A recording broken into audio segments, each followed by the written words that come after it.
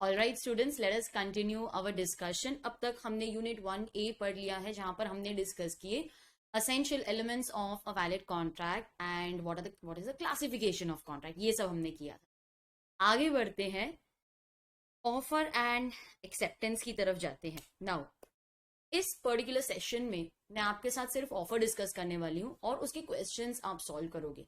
Next session में acceptance और communication of offer and acceptance को हम अच्छे से डिटेल में डिस्कस कर लेंगे और क्वेश्चंस कर लेंगे। तो ये पर्टिकुलर सेशन सिर्फ ऑफर के लिए है। ओके, नाउ सबसे पहले तो देख लेते हैं कि what kind of questions can be asked. अब मेरी ये आदत है कि जो type of questions maximum times आते हैं, जैसे केस बेस्ड क्वेश्चंस अगर मैक्सिमम टाइम्स पूछा है तो वो मैं पहले लिखती हूँ, और अगर मुझे लगता है ये चैप्टर में से थ्योरी ज्यादा आता है तो मैं थ्योरी पहले लिखती हूँ। आते तो दोनों ही हैं, ऐसा कोई चैप्टर नहीं है जिसमें से सिर्फ थ्योरी आता हो या सिर्फ केस बेस्ड आता हो, ऐसा कोई चैप्टर नहीं है। थ्योरी और केस बेस्ड दोनों का कॉम्बिनेशन आता है। तो यहाँ पर मोस्टली केस बेस्ड आता है, लेकिन थ्योरी क्वेश्चन भी आते हैं। तो नाउ लेट अस सी कि कौन से ऐसे कॉन्सेप्ट्स हैं जिन पे ये टाइप के क्वेश्चंस आते हैं। अगर आप केस बेस्ड क्वेश्चंस की बात करो, ठीक है, अगर हम केस बेस्ड क्वेश्चंस यहाँ पर लिखें,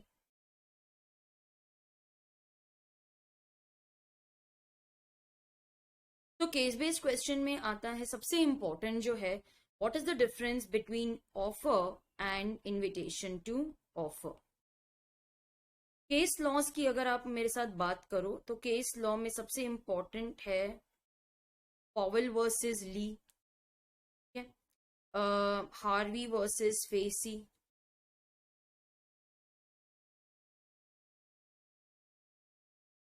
pharmaceutical society of great Britain versus booths cash chemist. तो ये बहुत ही इंपॉर्टेंट केस लॉज हैं, आपको ये याद करके जाने हैं, एग्जाम में आते हैं। ठीक है, चलो केस बेस्ड क्वेश्चन में आएगा offer versus invitation to offer. मैं आपको दोनों बता देती हूँ, ऑफर और एक्सेप्टेंस दोनों में क्या टाइप ऑफ क्वेश्चंस आएंगे। क्या हमने एक्सेप्टेंस में लिखा है ऐसा कुछ? नहीं, पूरा कंटिन्यूएशन में ही है ना। ठीक है, तो यहाँ पर हम एक्सेप्टेंस का भी लिख लेंगे, that acceptance must be absolute and unconditional. ठीक है, थ्योरी में आता है what are the rules of offer, या फिर what are the essentials of offer, what are the essentials of acceptance.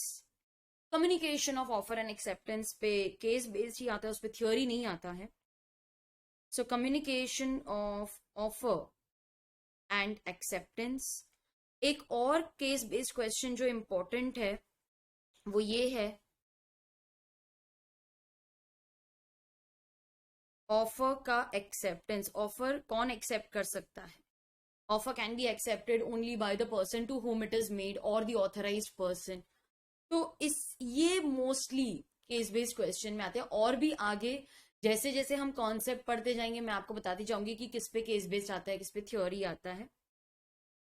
Now what is the meaning of offer? Offer also known as proposal. मैंने आपको इतनी simple सी बात क्यों बताई कि उसको प्रपोजल भी बोलते हैं। ठीक है, offer is also known as proposal, इतनी सिंपल सी बात है ये। कभी कभार क्वेश्चन में प्रपोजल वर्ड यूज किया रहता है, तो आपको समझना चाहिए कि ये तो ऑफर की बात कर रहे हैं, है ना। तो offer is also known as proposal. A proposal when accepted becomes a promise, and that promise is nothing but acceptance. ठीक है, तो एक्सेप्टेंस के बाद प्रॉमिस बनता है, प्रॉमिस कॉन्ट्रैक्ट बनेगा। The person who makes the offer is known as the offeror, या उसको प्रॉमिसर भी बोलते हैं। And the person to whom the offer is made is known as the offeree. Ma'am उसको प्रॉमिस ही क्यों नहीं लिखा आपने? यहाँ पर तो आपने ऑफरर को प्रॉमिसर बोलते हैं ऐसा तो लिख दिया, लेकिन यहाँ पर the person to whom the offer is made is known as the offeree, सिर्फ वही लिखा है। बेटा जब वो एक्सेप्ट कर लेगा ना तब वो प्रॉमिस ही बनेगा, या आप उसको एक्सेप्टर भी बोल सकते हो। तो एक्स ने अपनी कार ऑफर की to Y, will you buy my car for ₹5 lakhs। X जिसने ऑफर दिया है उसको आप बोलोगे ऑफरर या फिर प्रॉमिसर। जिसे ऑफर दिया है वो है ऑफरी। वो प्रॉमिसी तब बनेगा जब वो एक्सेप्ट कर लेगा, या फिर उसको आप एक्सेप्टर भी बोल सकते हो। नाउ एग्जाम में ना बहुत कंफ्यूजन होती है, ये आइडेंटिफाई नहीं हो पाता है कि ऑफरर कौन है और ऑफरी कौन है। प्रॉमिसर प्रॉमिसर वर्ड लिखा होता है लेकिन वो कौन है हमको नहीं समझ में आता। तो आप यही समझना, प्रॉमिसर वो होता है जो ऑफर देता है। कई बार आपको एक्ट में प्रॉमिसर वर्ड यूज किया हुआ दिखाई देगा, कभी प्रॉमिसी वर्ड यूज किया, तो ये क्या होता है? तो जो पर्सन ऑफर देता है वो प्रॉमिसर है, ठीक है। चलो, अच्छा हाँ, एक नहीं, दैट इज नेक्स्ट टाइम, बाद में बताऊंगी। प्रॉमिसर प्रॉमिसी हो गया। अच्छा, definition of offer, offer is defined under section 2 clause A. ये मैंने आपको पहले भी बता दिया था। Offer is the starting point of contract. Starting point है इसीलिए उसको क्लॉज ए में डिफाइन किया है। Yes, so section 2 clause A defines offer. अब पहले पूरी डेफिनेशन पढ़ेंगे, फिर मैं आप उसको ब्रेक करके बताऊंगी कि कैसे याद रखना है। When one person signifies to another his willingness to do or abstain from doing anything with a view of obtaining the consent, the assent of the other person, he is said to have made a proposal. When one person signifies to another, मतलब एक person दूसरे को बताता है, I need two persons to make a valid offer, to make a valid contract. I can't give the offer to myself. Will you buy a car? Yes, I will buy my own car. वो possible नहीं है। तो मुझे दो persons चाहिए। मेरे definition में से ही मेरे सारे असेंशियल एलिमेंट्स आ जाएंगे। सो असेंशियल एलिमेंट्स डेफिनेशन में से ही आ जाते हैं। So when one person signifies to another, signifies का मीनिंग क्या होता है? सिग्निफाई मतलब कम्युनिकेट्स या फिर makes it known. So when one person communicates, कैसे कम्युनिकेट करेगा वो? एक्शन से बता दो, वर्ड यूज कर लो, ओरल या राइटिंग, किसी ना किसी तरीके से सामने वाली पार्टी को अपने ऑफर के बारे में बताओ। अरे उसको ऑफर के बारे में पता चलेगा तभी तो वो एक्सेप्ट करेगा ना। बिना ऑफर के एक्सेप्टेंस कैसे आएगा? कॉन्ट्रैक्ट कैसे बनेगा? So when one person signifies to another his willingness to do. Willingness मतलब भाई ये मेरी फाइनल इच्छा है, आइदर टू डू और abstain from doing anything. To do something is the positive aspect of offer. Not to do something, that is the negative aspect of offer. Now X tells Y, I will sell my car to you for 5 lakhs. Are you interested in buying? This is to do something. It's a positive offer. X tells Y, you pay the amount in 2 days time, otherwise I will file a case against you. Okay, so he is giving him 2 days time, वरना वो बोलता है कि I will file a case against you. Y बोलते हैं please please please don't file a case against me. ठीक है, I will not file a case against you if you pay me 500 rupees extra. Not to do something, not to file a case, that is the negative aspect of offer. So offer includes positive as well as negative offer. और ये सब हम क्यों कर रहे हैं? Offer क्यों दे रहे हैं? टाइम पास के लिए कर रहे हैं। We want the offer to be accepted by the other person. हम चाहते हैं कि सामने वाली पार्टी उसे एक्सेप्ट कर ले। So offer, when one person signifies to another his willingness to do or abstain from doing something, not to do something, with a view to obtaining the assent. Assent का meaning होता है consent of the other person. Consent मतलब कि हम उसको चाहते हैं कि वो हमारा ऑफर एक्सेप्ट कर ले, then that is known as proposal. तो काफी अच्छी डेफिनेशन है। अब इसको ब्रेक कैसे करेंगे? When one person signifies to another, ठीक है, तो ब्रेक यहां पर आएगा। When one person signifies to another his willingness to do और एब्सटेन फ्रॉम डूइंग एनीथिंग, ठीक है, वो या तो बोल रहे मैं ये करूंगा या नहीं करूंगा, with a view to obtaining the assent of the other person, then he is said to have made a proposal. What are the essential? अरे एसेंशियल्स तो हमको हमारे डेफिनेशन में से ही मिल जाएंगे। सबसे पहले the offer must be made by one person to another. You can't make the offer to yourself, one person to another. I need two persons to make a valid offer. There must be an expression of willingness to do or abstain from doing something. Willingness to do, that is a positive aspect of offer. Abstain is the negative aspect of offer. अच्छा, तो यहाँ पर positive और negative दोनों आते हैं। आगे जाके एक एग्जाम्पल आएगा, एक फादर ने अपने बेटे से डिस्कस किया कि देखो बहन की शादी करनी है, 10 लाख रुपए लगेंगे, मैं सोचता हूँ लैंड बेच दूं। सन बोलते हैं नहीं नहीं डैड, आप लैंड मत बेचना, मैं आपको 10 लाख रुपए दूंगा। फादर बोलते हैं ठीक है बेटा, अगर तू मेरे को 10 लाख रुपए दे रहा तो मैं लैंड नहीं बेचूंगा। Not to do something, that is the negative aspect of offer. Must be made with a view to obtaining the assent or consent of the other person, ये तो बाद में भी आएगा। अच्छा, सिर्फ एक मैंने अपनी स्टेटमेंट दी, सिर्फ एक स्टेटमेंट बोली, okay. A mere statement of willingness, that is not a mere statement expression. Expression मतलब सिर्फ मैंने एक स्टेटमेंट बोली है, that is not an offer. अब मेरी बात सुनो, अगर एक्स वाई को बोलता है I am thinking of selling my car for 5 lakh, सोचता हूं 5 लाख में बेच दूं, सोचता हूं 5 लाख में बेच, इज इट एन ऑफर? क्या उसने बोला है will you buy my car, बोला है?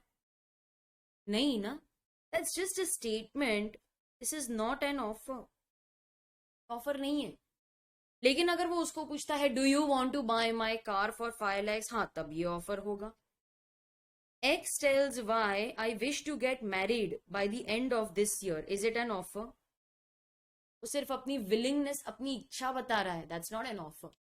एग्जाम ओरिएंटेड अगर हमको पढ़ना है तो एग्जाम में क्या क्वेश्चंस आएंगे ये जानना भी बहुत जरूरी है।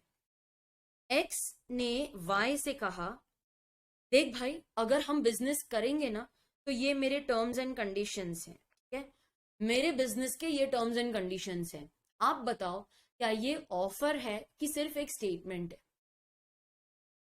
ये सिर्फ एक स्टेटमेंट है कि अगर बिजनेस किया तो ये टर्म्स एंड कंडीशंस। क्या उसने पूछा do you want to do business with me? नहीं ना, सिर्फ उसने इतना ही कहा कि अगर बिजनेस करेंगे तो ये मेरे टर्म्स एंड कंडीशंस है। That's just a statement, that's not an offer. Offer statement नहीं होना चाहिए, it must be given with the intention की सामने वाली पार्टी उसको एक्सेप्ट करके कॉन्ट्रैक्ट बना ले। ऑफर कई तरीके के हैं, general offer, special offers, counter offer, बहुत सारे ऑफर्स है। इन पे मोस्टली केस बेस्ड क्वेश्चंस ही आते हैं, ठीक है। तो केस बेस्ड क्वेश्चंस, बस ये case based question point of view से इंपॉर्टेंट है। अच्छा, what is the meaning of general offer, इसके कीवर्ड्स क्या है? General offer is an offer which is made to the public in general. कौन accept कर सकता है? Anyone who has knowledge of the offer and who fulfils the terms of the offer. तो keywords अगर मुझे लिखने हैं तो जनरल ऑफर क्या होगा? It is an offer made to the public in general. Accept कौन कर सकता है? Anyone who has knowledge of the offer, जिसको ऑफर के बारे में पता है, या फिर उसको ऑफर के बारे में पता चला और उसने जो टर्म्स एंड कंडीशंस थे वो फुलफिल कर लिए। तो someone who fulfils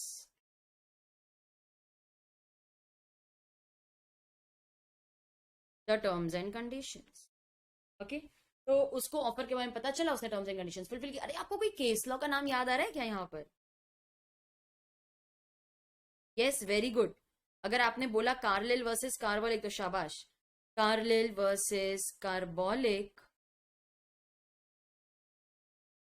smoke Ball company. अच्छा, ये केस के फैक्ट्स क्या हैं? केस के फैक्ट, केस इंपॉर्टेंट है तो फैक्ट्स भी डिस्कस कर लेते हैं। Carlill versus Carbolic Smoke Ball Company. Now Carbolic Smoke Ball Company, Carbolic Smoke Ball Company, उन्होंने एक मेडिसिन निकाली। वहां पर ना there was an epidemic of influenza, influenza mean severe cold and cough, there was an epidemic of influenza. Carbolic Smoke Ball Company ने एक smoke ball निकाला ना। What is a smoke ball? It is a rubber ball filled with phenol और carbolic acid and there is a tube attached to it. The tube is to be inserted in the nose of the person. जब आप वो smoke ball को press करते हो तो fumes release होते हैं, they go into the nose and the nose starts running profusely, thus flushing out the influenza virus. तो एपिडेमिक था इन्फ्लुएंजा का, they came up with a product smoke ball और बोला use it twice a week for, use it thrice a week for 2 weeks, okay. दिन में 3 बार use करना है 2 हफ्तों के लिए। And you will not contract influenza.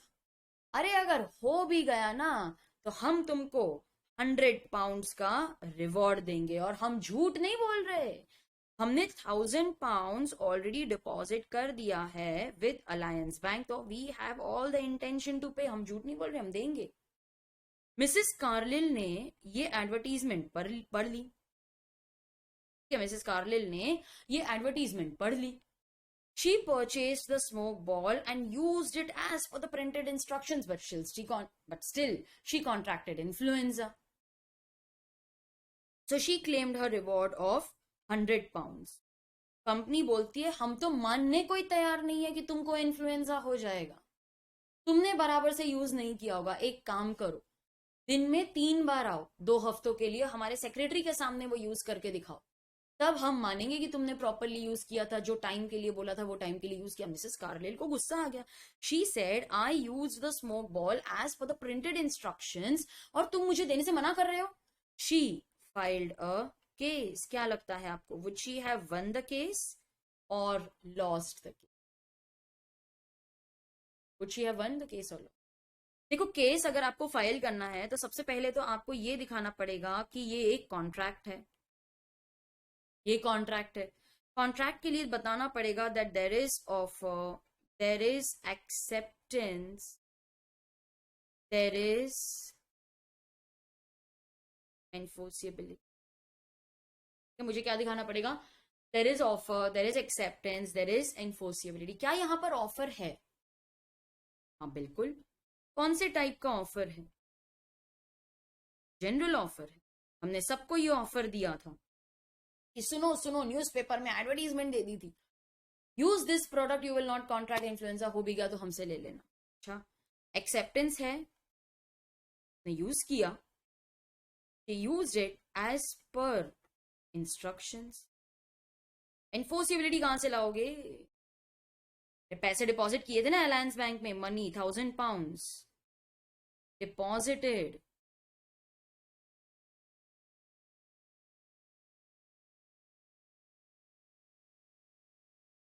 Alliance Bank. ये इंटेंशन भी दिखाता है, सारे एलिमेंट्स तो प्रेजेंट है। So she won the case, yes she won the case. Special या स्पेसिफिक ऑफर क्या होता है? This is an offer which is made to a specific person. कौन एक्सेप्ट कर सकता है? Yes, can be accepted. Ma'am ये तो सब लिखा है, आप क्यों लिखते जा रहे हो? यही तो राइटिंग प्रैक्टिस है, इसी से तो मेरे को याद होगा। Can be accepted by anyone, sorry क्या लिख दिया मैं, can be accepted by that person only, जिसको ऑफर दिया है बस वही एक्सेप्ट कर सकता है। अच्छा, एक एग्जाम ओरिएंटेड क्वेश्चन पूछती हूँ। X made an offer to Y in a crowd, okay, X made an offer to Y in a crowd, is it general offer or specific offer? This is a specific offer because it can be accepted by that person only. अच्छा, ये cross offer क्या होता है? There are two identical offers made ignorance of each other's offer. There are two offers. There's no acceptance. Technically legally बोलोगे तो ये valid contract नहीं बनेगा, प्रैक्टिकली शायद हो जाए, टेक्निकली नहीं। नाउ लेट्स से कि एक्स ने वाई को कॉल किया, अरे सुन ना, हम लोग मूवी जा रहे हैं, तू चल रहा है क्या? यार टेलीपैथी है यार, मैं अभी तेरे को मैसेज कर रहा था, देख यार टेलीपैथी है, हम तो सच्चे दोस्त है। तो now in this case they are making two offers. X ने भी ऑफर दिया कि मूवी चलता है क्या, वाई भी वही टाइम पे वो बोल रहा था अरे मूवी जाना है क्या। So there are two offers, there is no acceptance. अरे 2 ऑफर्स हैं, एक्सेप्टेंस तो है ही नहीं। So this will not result into a valid contract. लेकिन मुझे नहीं लगता कि प्रैक्टिकली ऐसा होगा। प्रैक्टिकली तो ये लोग दोनों इतने खुश हो जाएंगे कि देख हमने सेम सेम ऑफर दिया, दोनों मूवी भी देखेंगे। लेकिन technically there are 2 offers, okay, there are 2 offers, there is no acceptance, this will not be a valid contract. इसीलिए क्रॉस ऑफर वैलिड ऑफर नहीं माना जाता। कीवर्ड्स क्या है जो आपको एग्जाम में लिखने हैं? There are identical offers, okay, when two parties give identical offer, they exchange, अगर exchange word लिख दोगे ना सुपर्ब हो जाएगा। when the two parties exchange identical offer. अच्छा, और क्या लिखना है? In ignorance of each other's offer. मेरे को तो पता ही नहीं था कि सामने वाली पार्टी भी वही ऑफर दे रही है. Then these offers are known as cross offer. There are two offers. There is no acceptance. ठीक है, दो ऑफर्स हैं, एक्सेप्टेंस तो है ही नहीं, ये वैलिड कॉन्ट्रैक्ट नहीं बनेगा. क्रॉस ऑफर में एक्सेप्टेंस होता ही नहीं, दो सेपरेट ऑफर्स होते हैं. मैंने आपको ऑफर दिया, आपने ऑफर दिया, तो आपका ऑफर एक्सेप्टेंस नहीं माना जाएगा, वो भी एक ऑफर ही है. काउंटर ऑफर क्या होता है? भाई सब्जी खरीदने गए हो कभी? एग्स गया था सब्जी खरीदने, उसने वेजिटेबल वेंडर से पूछा, भैया टमाटर कितने के दिए? वो बोलता है 60 रुपीज. हाँ, 60 रुपीज पर केजी? अरे उधर तो 40 रुपीज पर केजी में, मेरा 40 में देता है, तो बोलो. तो हमने क्या किया? हमने बार्गेनिंग कर ली, उसका ऑफर हमने रिजेक्ट कर दिया और अपना ही नया ऑफर दिया. And we gave a new offer. Now this new offer is known as counter offer. देखो भाई, लॉ बहुत ही क्लियर है, ये काउंटर ऑफर है. Counter offer does not amount to acceptance.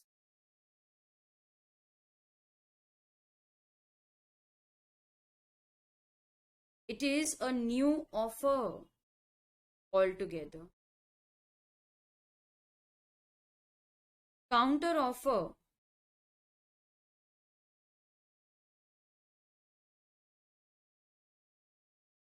amounts to rejection of the original offer. Okay, so counter offer is rejection of the original offer. It is a new offer altogether. That's not acceptance. ये acceptance नहीं. ये सारे points आपको याद रखने हैं, क्योंकि आगे जाके हम पढ़ने वाले हैं. Acceptance must be a mirror image of the offer. जैसा ऑफर दिया है, acceptance वैसा ही होना चाहिए. आप कोई चेंज नहीं कर सकते. देखो, काउंटर ऑफर एक्सेप्टेंस क्यों नहीं है? क्योंकि काउंटर ऑफर क्वालिफाइड एक्सेप्टेंस है. क्वालिफाइड एक्सेप्टेंस है वो. क्वालिफाइड मतलब मैंने कुछ मॉडिफिकेशंस किए हैं, मैंने कुछ वेरिएशंस किए हैं इन द ओरिजिनल ऑफर. हम इतना डिटेल में इसीलिए पढ़ रहे हैं क्योंकि इस पे क्वेश्चंस आते हैं. हमने कुछ मॉडिफिकेशंस किए हैं, वेरिएशंस लाए हैं in the terms of original offer. That is nothing but a counter offer. तो अगर आप ओरिजिनल ऑफर में मॉडिफिकेशन, वेरिएशन, चेंज लाते हो, उसको बोलते हैं क्वालिफाइड एक्सेप्टेंस. ये क्वालिफाइड एक्सेप्टेंस है, ये गलत है, ये एक्सेप्टेंस वैलिड नहीं है. Okay. When the offeree offers to qualified acceptance subject to modification, variation in the terms of the original offer, then he is said to have made a counter offer. Counter offer के logic ये होता है कि offer must be accepted as it is. जैसा offer दिया वैसे ही accept करो. अगर आपने कोई ऑल्ट्रेशन कर दिया, कुछ ऐड कर दिया, कुछ उसमें से निकाल लिया, तो ये काउंटर ऑफर है. Counter offer does not amount to acceptance. In fact, it is rejection of the original offer and it is giving a new offer altogether. तो देखो, मैंने अपने ओन वर्ड्स में भी आपको दे दिया और यहाँ पर टेक्स्ट में भी मैंने कीवर्ड्स हाईलाइट करवा दिए. इसको प्लीज अच्छे से लर्न करके जाना. इसमें टेक्निकल वर्ड्स लिखना हमारे लिए बहुत जरूरी है, बिकॉज इस पे थ्योरी क्वेश्चंस तो नहीं आते केस बेस्ड में, लेकिन they expect you to write the theory in the case based question. What is standing open or continuing offer? अब देखो ना, A is a construction company. A construction company है. They want to construct a flyover, जो इसको बनने में 2 साल लगेंगे. तो दे इनवाइट टेंडर्स कि भैया हमको बनाने हैं, हमको बनाना है एक फ्लाईओवर. सीमेंट की जरूरत है, 10 लाख सीमेंट बैग्स चाहिए मुझे. 10 लाख सीमेंट बैग्स. बोलो क्या प्राइस में दोगे? तो बहुत सारे वेंडर्स इंटरेस्टेड थे. X, Y, Z, P, Q, R, काफी लोगों ने ऑफर दिया. लेकिन जेड का ऑफर सबसे बेस्ट था. He was ready to supply the cement bags at the lowest price. तो हमने उसका ऑफर एक्सेप्ट कर लिया. रुको रुको रुको, जब मैं लोगों से टेंडर इनवाइट कर रही थी, बताओ क्या प्राइस में दोगे, क्या वो ऑफर है या वो इनविटेशन टू ऑफर है? वो इनविटेशन टू ऑफर है।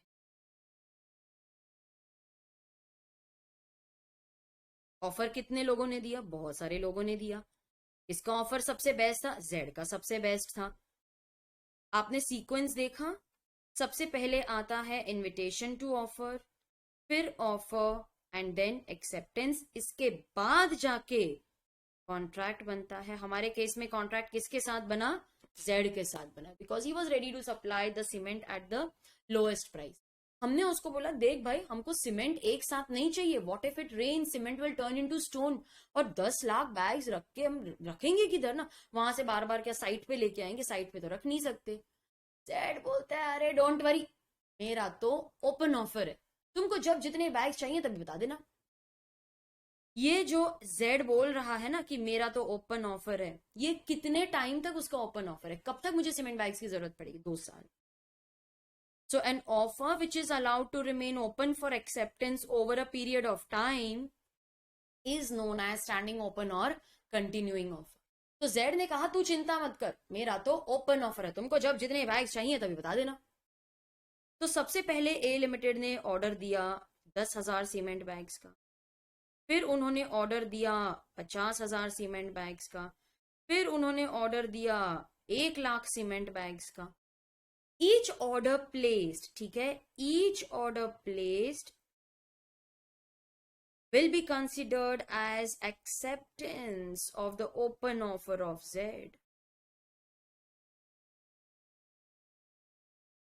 Each order placed will be considered as the acceptance and each order will make a separate contract. यहाँ पर देखो मैंने लिखा है each order will be a separate contract.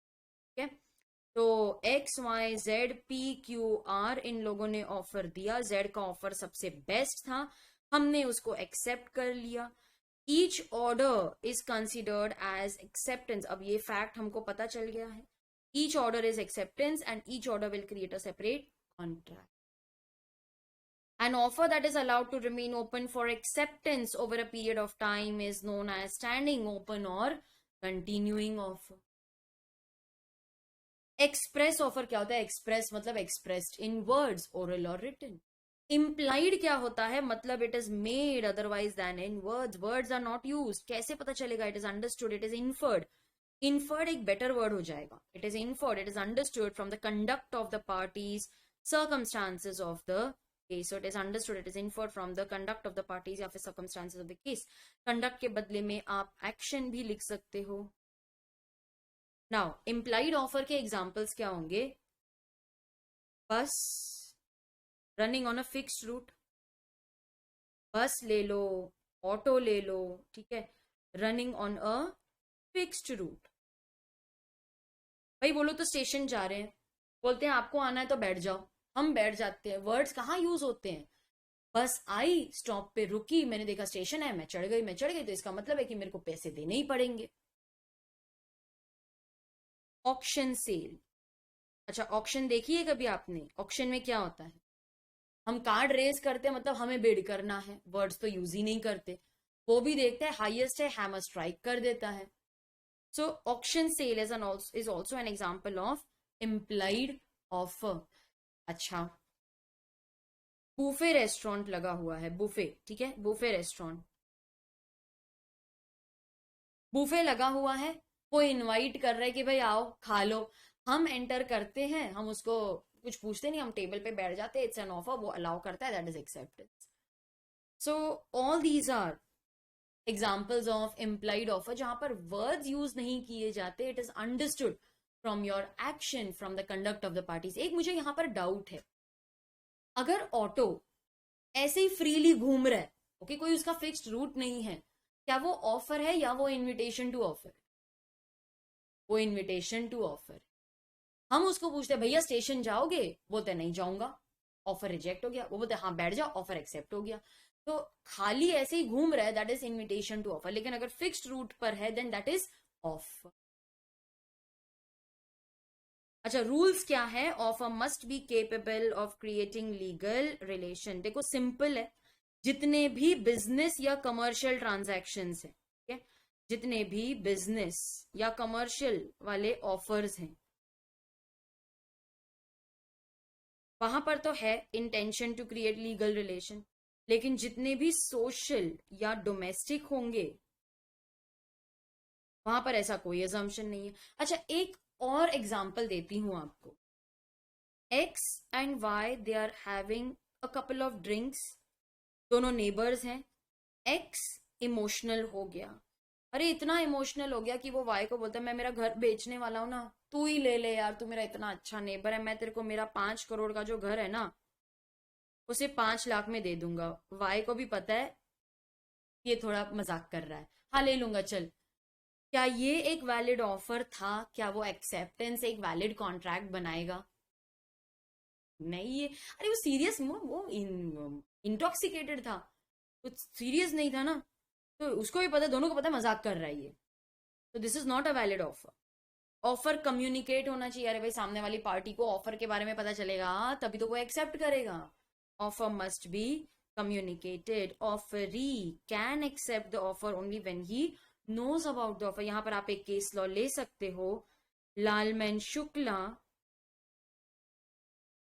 Versus Gauri Dutt. Lalman Shukla versus Gauri Dutt. अच्छा, गौरी दत्त का नेफ्यू मिसिंग था, तो उसने अपने सर्वेंट लालमैन से कहा, तो सर्वेंट मतलब मुनीम था वो अकाउंटेंट, कि जाओ और मेरे नेफ्यू को ढूंढ कर लाओ। ये निकल पड़ा। बाद में गौरी दत्त ने एक रिवॉर्ड डिक्लेयर किया था of 501 to whoever found the missing nephew. इसको रिवॉर्ड वगैरह के बारे में पता नहीं था, लेकिन ये नेफ्यू को ढूंढ के ले आया। इसको देन पता लगा कि 500 रुपए का रिवॉर्ड है, बोलते मुझे रिवॉर्ड दो, मैं ढूंढ के लाया। मिलेगा क्या? नहीं मिलेगा, क्योंकि जब हमने उसको भेजा था तब तो उसको रिवॉर्ड के बारे में नहीं पता था ना। तो जब पता ही नहीं तो फिर आप एक्सेप्ट कैसे करोगे? तो ऑफर कम्युनिकेट होना चाहिए, और तो और सामने वाली पार्टी को इस ऑफर के बारे में पता चलेगा तो वो एक्सेप्ट करेगा ना। An offer, sorry, N acceptance of offer in ignorance of offer is not acceptance. जब आपको ऑफर के बारे में पता ही नहीं था तो फिर आप कैसे बोल सकते? नहीं मैं ढूंढ के लाया ना तो मुझे रिवॉर्ड तो मिलना चाहिए। अरे तुमको रिवॉर्ड के बारे में तो पता ही नहीं था जब तुम ढूंढने गए थे, तो कैसे मिलेगा? ऑफर सर्टेन होना चाहिए, डेफिनेट होना चाहिए, वेग मतलब कंफ्यूजिंग नहीं होना चाहिए। कंफ्यूजिंग का एक और वर्ड है एम्बिगुअस।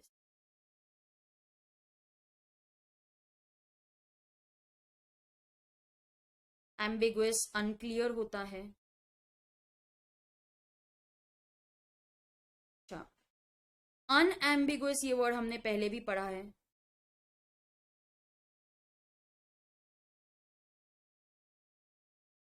इसका मतलब है क्लियर।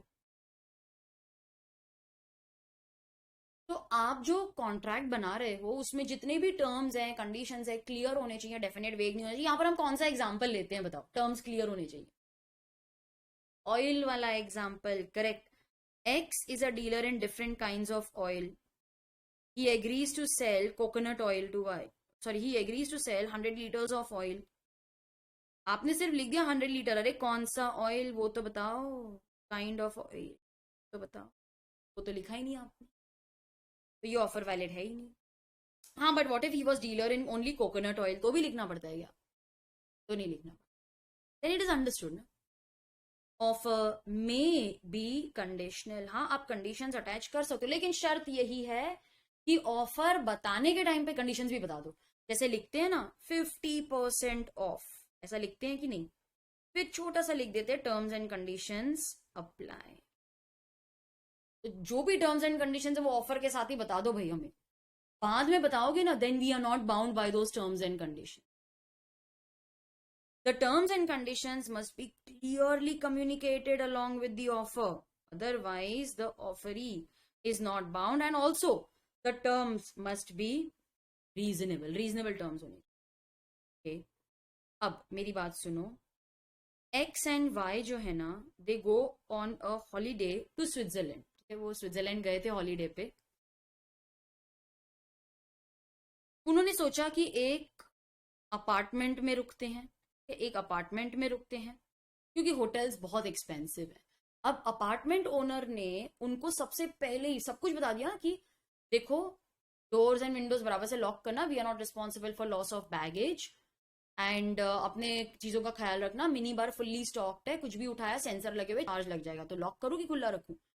तो ऐसे सारे टर्म्स एंड कंडीशन पहले ही बता दिए। मिसेज वाई जो है उन्होंने अपना एक बहुत ही एक्सपेंसिव कोट रूम में रख दिया, बहुत एक्सपेंसिव था, और ये लोग चले गए साइट सीइंग पे। जब आई देखा कोट मिसिंग है, can we blame the apartment owner? नहीं भाई, उसने पहले ही बता दिया ना, एक्सपेंसिव चीजें संभाल के रखो, बैग में रखो, पैक करके रखो। तो ये केस में X and Y they will bear the loss. लेकिन अगर मैं इसमें थोड़ा सा वेरिएशन ले आऊं, अपार्टमेंट ओनर ने कॉन्ट्रैक्ट बनाने के टाइम पे कुछ बताया ही नहीं। हाँ, लेकिन एक छोटा सा नोटिस जरूर लगा दिया था रूम के एक कोने में, और इनको बताया भी नहीं जाके नोटिस रीड कर लो। ये लोग आए, बैग्स रखा, मिसेस वाई ने कोट हैंग किया, ये लोग चले गए। जब वो आई देखा सब मिसिंग है। अब बताओ who will bear the loss? अब तो भैया अपार्टमेंट ओनर ही लायबल रहेगा, he will bear the loss because the terms were not communicated. लेकिन मैम उधर लिखा तो था ना, बोला था क्या कि जाके रीड कर लो, मुझे कैसे समझेगा? That is not valid communication. तो जो भी टर्म्स एंड कंडीशंस हैं they must be clearly communicated, communicate करनी। Offer should not contain a term, the non-compliance of which amounts to acceptance. अब देखो, X proposed marriage to Y. बोलता है, will you marry me? And if you don't reply by today evening 5 o'clock, I will assume that you have accepted my offer. Offerer cannot say that if the offer is not accepted below a certain date, I will assume that it is accepted. भाई, accept offer must be communicated, ठीक उसी तरह acceptance must also be communicated ना, आप ऐसा presumption नहीं डाल सकते। तो ये एक वैलिड ऑफर नहीं है। Offeror must communicate special terms या फिर स्टैंडर्ड फॉर्म ऑफ कॉन्ट्रैक्ट। अगर कोई स्पेशल टर्म्स एंड कंडीशंस हैं तो वो भाई पहले ही बता दो, बाद में बताओगे ना, then the offeree is not bound by those terms and condition. अगर कोई स्पेशल टर्म्स हैं they must be communicated either before or along with the offer. ठीक है, या तो मुझे पहले ही बता दो या ऑफर के टाइम पे बता दो। अगर कम्युनिकेट नहीं किया या हमको बाद में बताया, then the offeree is not bound by those terms and condition. ये तो very similar to the previous one. अच्छा, स्टैंडर्ड फॉर्म ऑफ कॉन्ट्रैक्ट्स क्या होते हैं? देखो, आप बैंक में चले जाओ अकाउंट खोलने, आप जाओ, आपका फ्रेंड जाए, मैं जाऊं, सबको वो एक ही स्टैंडर्ड फॉर्म देने वाले। It is like take it or leave it. तो ऐसे जो स्टैंडर्ड फॉर्म ऑफ कॉन्ट्रैक्ट्स होते हैं उसमें सारे टर्म्स एंड कंडीशंस आपको बराबर प्रिंट करने चाहिए, ऑल्दो सब फाइन प्रिंट में लिखा रहता है। अच्छा, आपको फॉर्म दिया है, आपकी जिम्मेदारी बनती है कि आप उसको रीड करो। तो लेट्स से कि होटल हो गए या फिर ड्राई क्लीनर्स हो गए, इनके जो बिल होते हैं ये सबको सेम ही देते हैं। बैंक्स हो गए, ये सबको सेम ही फॉर्म देते हैं। हाँ, आपकी जिम्मेदारी है कि टर्म्स एंड कंडीशंस को पढ़ना है, टर्म्स रीजनेबल होने चाहिए, ये तो स्टैंडर्ड अजम्पशन है सब जगह कि ठीक है टर्म्स डालने हैं डालो, लेकिन टर्म्स रीजनेबल डालो ना। अच्छा, आप ड्राई क्लीनर के पास गए, उसने आपको एक बिल दिया, उस पर क्लियरली लिखा था we will not be responsible for the loss of colour, we will not be responsible if the zari goes black, we will not be responsible if the goods are not collected within 7 days time, सब कुछ लिखा था। अब x ने अपने कपड़े दिए, उसने वो इनवॉइस लिया, अपने पॉकेट में रख लिया, टर्म्स एंड कंडीशंस देखे ही नहीं, लिखे तो हुए थे, सारे टर्म्स एंड कंडीशन लिखे हुए थे, इसने देखे ही नहीं। अब उसने जो क्लॉथ दिया था उसका कलर ब्लीड हो गया, मतलब बहुत पुअर क्वालिटी का क्लॉथ था। Can you blame the dry cleaner? उसकी गलती कहाँ पर है ना, तुमने अच्छे क्वालिटी का नहीं दिया, कलर ब्लीडिंग हो गया, उसने पहले ही टर्म्स एंड कंडीशंस बताए थे ना। अच्छा, इसमें वेरिएशन लाती हूँ, टर्म्स एंड कंडीशंस पीछे प्रिंटेड थे लेकिन ऐसा लिखा ही नहीं था please turn over, see reverse terms and condition, ऐसा कुछ भी नहीं लिखा था। तो इन दिस केस लॉ बोलते हैं पीछे तुमने टर्म्स एंड कंडीशंस लिखे तो थे लेकिन सामने वाले को बताया क्या, रीड कर लो जाके। It is not valid communication, buyer will not be liable. तो अगर कोई स्पेशल टर्म्स एंड कंडीशंस हैं तो वो मुझे पहले ही बता दो, बाद में बताओगे तो कोई फायदा नहीं। अच्छा, एक और एग्जांपल लेती जो एग्जाम में आ सकता है। मिस्टर पी है ना, उसने स्टेशन पे अपने बैग्स रखे, वेटिंग रूम में उधर कुछ लॉकर वगैरह फैसिलिटी थी, और चला गया साइट सीइंग पे। वो पर्ची पे क्लियरली लिखा था that in case of any loss the authorities will be liable only for 10 pounds. ये आया, इसने देखा मेरा बैग तो मिसिंग लग रहा है, he claimed actual loss of 24 pounds. मिलेगा क्या? अरे पर्ची पे क्लियरली लिखा था 10 पाउंड्स मिलेगा, तुमने नहीं पढ़ा, ये तुम्हारी गलती है। तुमने नहीं पढ़ा, तुम्हारी गलती है। Why should the other party suffer? तुमको तो 10 पाउंड्स ही मिलेंगे। मैम पीछे लिखा था और सामने लिखा भी नहीं था, रीड कर लो। तो फिर इन दैट केस हम actual loss of 24 pounds claim करेंगे, क्योंकि हमको कम्युनिकेट ही नहीं की थी वो टर्म्स। तो अगर स्पेशल सर्कमस्टांसेस हैं, टर्म्स एंड कंडीशंस हैं, तो वो please at the time of contract ही बता दो। अच्छा, अगर वो टर्म्स एंड कंडीशंस ऐसे लैंग्वेज में लिखे हैं जो मुझे नहीं आती, जैसे मैं फ्रांस चली गई, मेरे को तो फ्रेंच नहीं आती, तो ये हमारी जिम्मेदारी है उनको पूछो भाई इसका ट्रांसलेशन तो दे दो। अगर आप नहीं मांगोगे तो वो अज्यूम कर लेगा कि आपको टर्म्स एंड कंडीशन समझ गए और आपने एक्सेप्ट भी कर लिए। हमारी जिम्मेदारी। अच्छा, ये तो यार सबसे इंपॉर्टेंट है, how is offer distinguished from invitation to offer. मैं आपको पूछती हूँ, do you want to buy this pen for 5000 rupees? आप मुझे यस या नो इमिजिएटली बोल सकते हो, ये एक ऑफर है। लेकिन अगर मैं आपको पूछती हूँ मुझे इसके 5 पीसेस चाहिए, बताओ क्या प्राइस में दोगे? That's not an offer. In fact I am calling the offer from you, it is an invitation to offer. अच्छा, मैं आपको पूछती हूँ कि क्या आपको ये केस खरीदना है? 500 रुपीज में ही दे रही हूँ, ले लो। आप इसको एक्सेप्ट या रिजेक्ट इमिजिएटली कर सकते हो। लेकिन अगर मैं आपको पूछूं मेरे को इसके 100 पीसेस चाहिए, बताओ क्या प्राइस में दोगे? That is invitation to offer. तो ऑफर जो होता है ना, it is very definite, it is capable of converting an intention into a contract. मतलब आप इमिजिएटली उसको एक्सेप्ट या रिजेक्ट कर सकते हो। Offer is final expression of willingness. मुझे ये बेचना है 5000 में, खरीदते हो क्या? मैंने फाइनल अपनी विलिंगनेस बता दी है, मर्जी बता दी, मेरे को बेचना है, तुम खरीदते हो, दैट्स एन ऑफर। लेकिन इन्विटेशन क्या होता है? It is only a circulation of offer. Final willingness नहीं है। इनफैक्ट मैं तो नेगोशिएट करने को तैयार हूं, मैं तो सामने वाली पार्टी को बोल रही हूं तू बता क्या प्राइस में देगा। It is an attempt to induce offer from the other person. मैं दूसरे से ऑफर मंगवा रही हूँ, it comes before a definite offer. मैंने आपको ये सीक्वेंस भी बताया था ना, सबसे पहले आता है इन्विटेशन टू ऑफर, फिर आता है ऑफर, और फिर आता है एक्सेप्टेंस। एक्सेप्टेंस आने के बाद कॉन्ट्रैक्ट बनेगा, है कि नहीं? तो it is an attempt to induce offer and it comes before a definite offer. Invitation तो लॉ मानता ही नहीं है।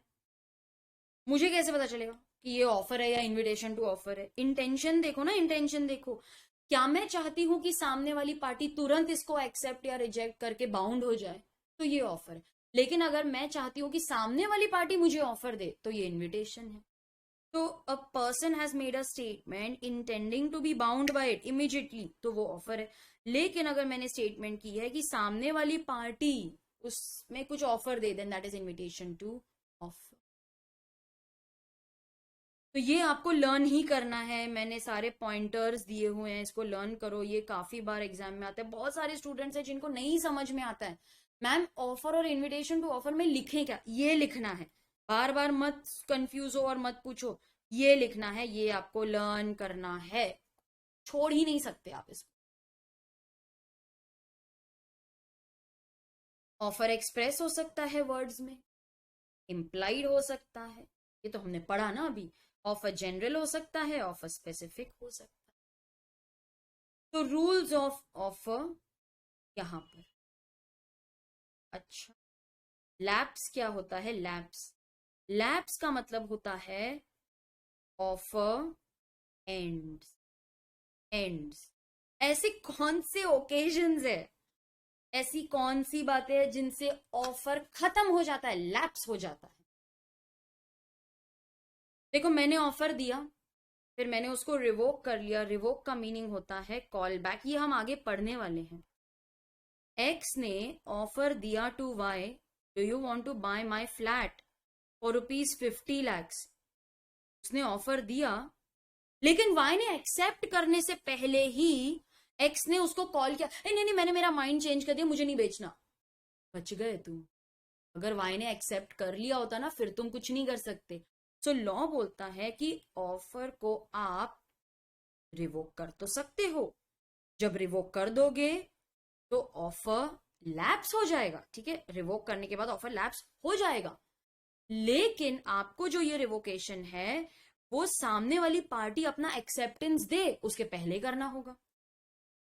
Offer can B revoked at any time before it is accepted by the offer, क्योंकि एक बार आपका ऑफर उसने accept कर लिया फिर कुछ नहीं कर पाओगे, लेकिन एक बार रिवोक कर लोगे then the offer lapses. Offer lapse. अच्छा, टाइम खत्म हो गया यार। एक्स ने वाई को ऑफर किया, do you want to buy my flat, 7 days में रिप्लाई कर देना, 7 days खत्म। Lapses, offer lapses. अरे वाई आया 10th डे पे अपनी फुर्सत में, 10th डे पे आया, बोलते मेरे को खरीदना है, मैंने मेरा मन बना लिया है, तो क्या अब ऑफर वैलिड रहेगा? लैप्स हो चुका है, तो कुछ नहीं कर सकता। लेकिन टाइम दिया ही नहीं था ना, रीजनेबल टाइम में अपना एक्सेप्टेंस देना। रीजनेबल क्या होता है वो लॉ में डिफाइन नहीं किया है, it depends on the facts and circumstances of the case. अब देखो, एक्स ने जनवरी में वाई को ऑफर किया कि क्या तुझे मेरा फ्लैट खरीदना है, वाई बड़ी फुर्सत में जून में आता है, हाँ ले लेता हूं, मैं सोच रहा हूं ले ही लूं, 6 महीने बाद, तेरे लिए इतना वेट करूं? ऑफर लैप्स हो गई, ये रीजनेबल टाइम नहीं है, लैप्स हो गया। तो अगर टाइम फिक्स्ड है फिर वही टाइम में करना पड़ेगा, क्योंकि it will come to an end on the time expiry. जो टाइम प्रिस्क्राइब ही नहीं किया था तो रीजनेबल टाइम के बाद ऑफर लैप्स हो जाएगा। डेथ और insanity of offer and an offeree highlight करो बिफोर एक्सेप्टेंस। अब सुनो मेरी बात, एक्स ने ऑफर दिया टू वाई, क्या तुझे मेरा फ्लैट खरीदना है 50 लाख में, देन ही डाइड। वाई को पता ही नहीं, वाई को पता ही नहीं, वाई ने एक्सेप्ट कर लिया इन इग्नोरेंस, इसको पता ही नहीं। Then in that case accept तो कर लिया ना, इसको नहीं पता था, तो कॉन्ट्रैक्ट बनेगा, कॉन्ट्रैक्ट वैलिड है। लेकिन मैम एक्स तो गया, ही डाइड, तो परफॉर्म कौन करेगा?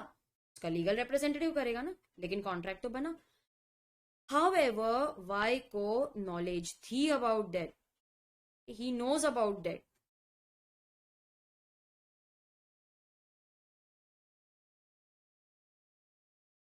तो फिर उसका वो एक्सेप्टेंस देगा ही नहीं, वो क्यों एक्सेप्ट करे, फिर तो ऑफर लैप्स हो जाएगा, offer lapse. if the offerer dies or becomes incapable before accepting, और अगर ऑफरी को पता है तो फिर तो ऑफर लैप्स हो जाएगा, लेकिन अगर उसको नहीं पता तो वैलिड कॉन्ट्रैक्ट बनेगा। अच्छा एक बात बताओ, एक्स ने वाई को अपना फ्लैट ऑफर किया तो था, वाई एक्सेप्टेंस के पहले एक्सपायर हो गया, कि वाई डाइज बिफोर एक्सेप्टेंस, अब क्या करें? ऑफर लैप्स हो जाएगा ना, अभी तो कोई एक्सेप्ट कर ही नहीं सकता, ऑफर लैप्स।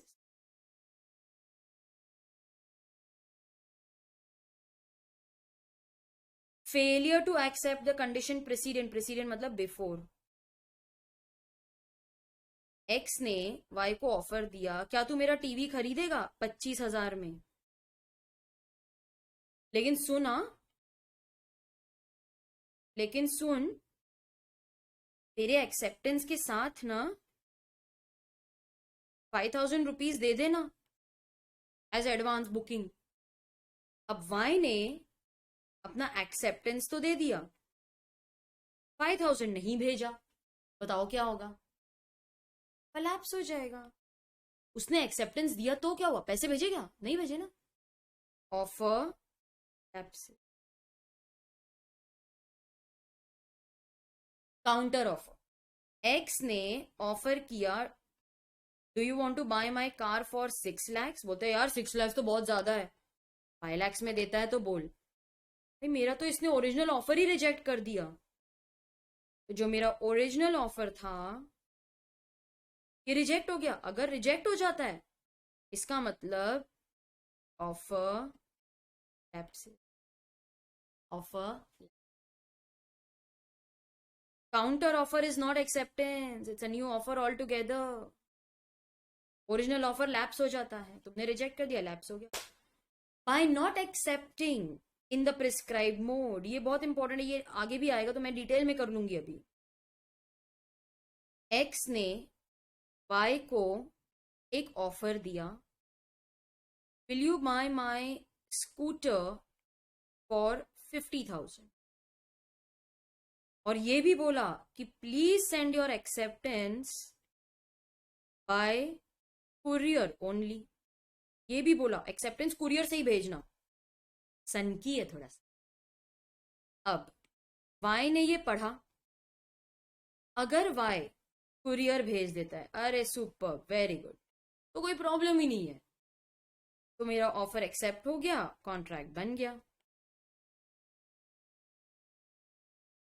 प्रॉब्लम तो तब आएगी जब वाई रेगुलर पोस्ट भेज देता है। हमने क्या बोला था? कुरियर करना। तुमने क्या भेजा? Regular post.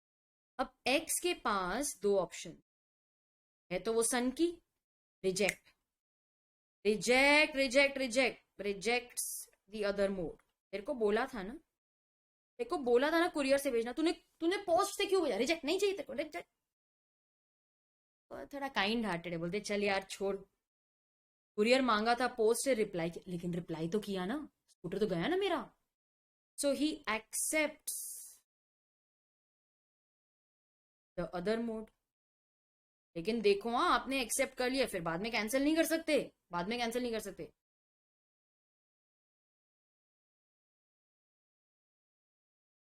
Contract cannot be cancelled letter.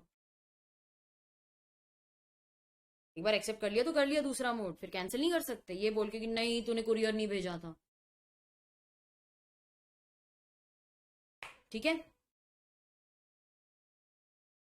तो अगर ये कुरियर भेजता है वेरी गुड, नहीं भेजता है तो फिर एक्स या तो रिजेक्ट कर ले या एक्सेप्ट कर ले, लेकिन अगर अदर मोड एक्सेप्ट कर ले तो फिर बाद में रिजेक्ट नहीं कर सकते। लिख लिया ना?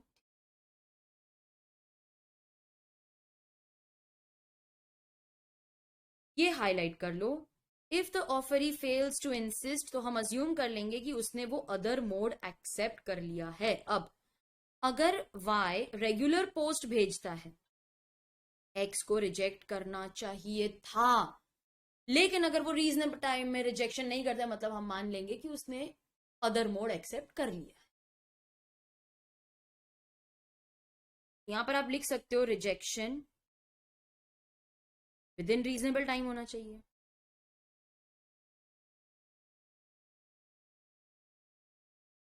एल्स एक्सेस एक्सेप्टेंस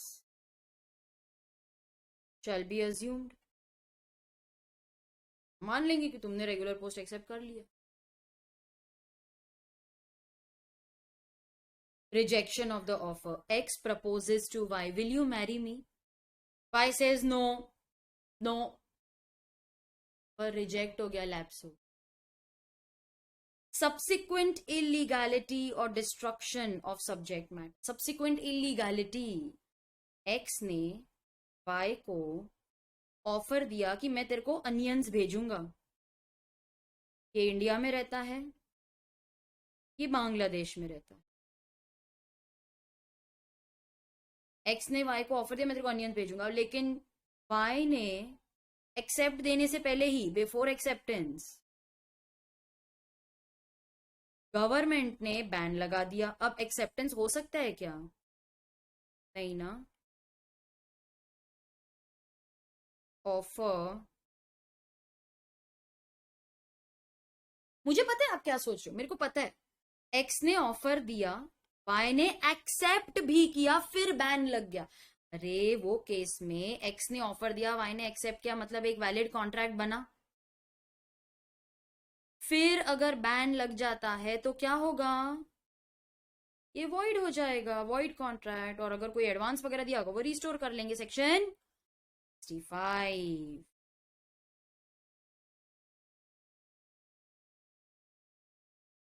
क्या है?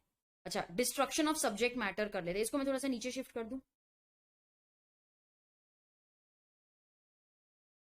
अब एक्स ने वाई को ऑफर किया कि क्या तू मेरी कार खरीदेगा 5 लाख में। अब तक वाई ने रिप्लाई नहीं किया है। बिफोर एक्सेप्टेंस कार फ्लड्स में डिस्ट्रॉय हो गई। पर खत्म अभी, ऑफर लैप्सेस। अब सुनो मेरी बात, एक्स ने वाई को कार मतलब एक स्पेसिफिक कार का ऑफर दिया था, जैसे होंडा सिटी, और वो डिस्ट्रॉय हो गई। कैन एक्स टेल वाई, ए तू छोड़ ना, होंडा सिटी पुरानी कार है, देखो ये न्यू स्विफ्ट आई है, वो दे दूं? यार मैंने होंडा सिटी का मन बनाया था, मुझे वही कार चाहिए। अगर वो डिस्ट्रॉय होगी तो मुझे नहीं चाहिए कोई और कार आपसे। Offer lapse. बात वही हो गई, अगर एक्स ने ऑफर दिया, वाई ने एक्सेप्ट कर लिया, फिर डिस्ट्रॉय हो गई, तो कॉन्ट्रैक्ट वॉइड हो जाएगा ना, कॉन्ट्रैक्ट वॉइड हो जाएगा। लेकिन अब तो बिफोर एक्सेप्टेंस ये सब हो रहा है, तो then in that case offer lapse. तो स्टूडेंट्स, ये था हमारा एक बहुत ही अच्छा सा डिस्कशन।